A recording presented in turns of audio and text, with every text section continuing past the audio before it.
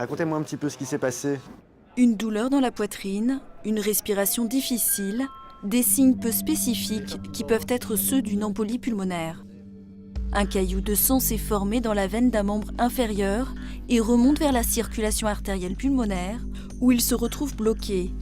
Mal pris en charge, les conséquences peuvent être graves, voire mortelles. Pour éviter tout risque, le patient doit faire une prise de sang et un angioscanner. Problème aujourd'hui, il y a un surdiagnostic d'embolie pulmonaire. En fait, on se rend compte qu'on diagnostique de plus en plus d'embolies pulmonaires, mais de plus en plus de petites embolies pulmonaires qui en fait ne sont pas du tout dangereuses et dont l'évolution naturelle, c'est la guérison, sans aucun traitement, sans aucun suivi. Donc ces embolies-là, on n'a pas besoin de les diagnostiquer. Le but, c'est de faire le moins d'examens possible pour des malades dont la suspicion est très faible.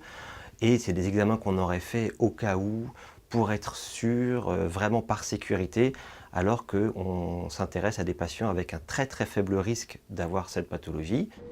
Pour éviter ces examens, une étude vient de démontrer que le diagnostic d'embolie pulmonaire peut se baser sur l'un de ces 8 critères cliniques. Une fréquence cardiaque élevée, être âgé de plus de 50 ans, présenter des signes de phlébite, cracher du sang, prendre la pilule, avoir déjà fait une embolie pulmonaire, avoir un cancer ou encore avoir subi récemment une chirurgie.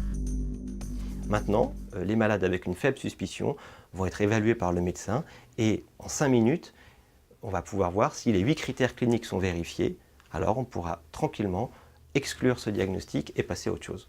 Donc il y a un intérêt pour le malade, il y a un intérêt pour les autres malades, pour le reste du service d'urgence, puisqu'il y a moins de gens aux urgences, il y a moins de passages aux urgences. Donc finalement, pour le reste du fonctionnement des urgences, c'est un intérêt. Et puis il y a un intérêt pour la société, puisque ça réduit les coûts et ça réduit le nombre d'examens à faire globalement pour ces malades-là. 1920 patients ont participé à cette étude. Les résultats montrent que le diagnostic avec ces critères est fiable et permet de réduire de 10% les scanners thoraciques. Déjà utilisé aux États-Unis et en Angleterre, ce nouvel outil de diagnostic va être rapidement mis en place dans les services d'urgence en France.